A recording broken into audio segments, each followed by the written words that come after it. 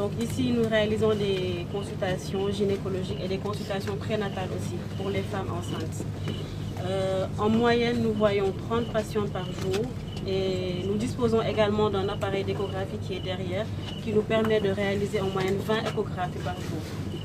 Donc depuis le début des activités, comme l'avait dit le colonel lors de la présentation, nous avons eu à voir 733 patientes et réalisé 537 échographies. Donc il faut savoir que les patientes en général, elles nous viennent à un stade assez avancé de leur grossesse, sans bilan prénatal et sans échographie, ce qui est assez problématique. Donc il faut dire que cette mission a été d'un grand apport pour ces femmes-là, car leur ayant permis de faire leur bilan, de faire des échographies pour connaître un peu le bien-être de leur fœtus et voir aussi elles-mêmes leur propre bien-être. Bon, je pense que nous devons quand même trouver le moyen de rester en contact avec ce bébé, quelque part de l'adopter. Parce que c'est le premier bébé qui est né sous les tentes de l'hôpital militaire de campagne.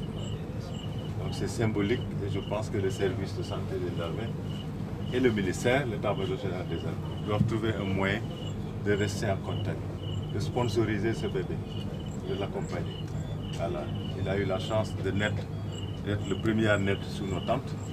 Je pense que quand même ce symbole est tellement fort qu'on ne peut pas l'oublier dès qu'on plie bagage.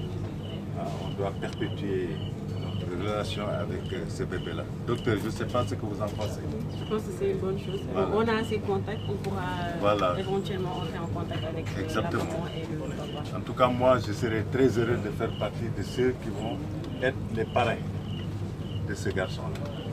Voilà. Et un jour, être très fier, peut-être, d'être son patient quand il sera médecin.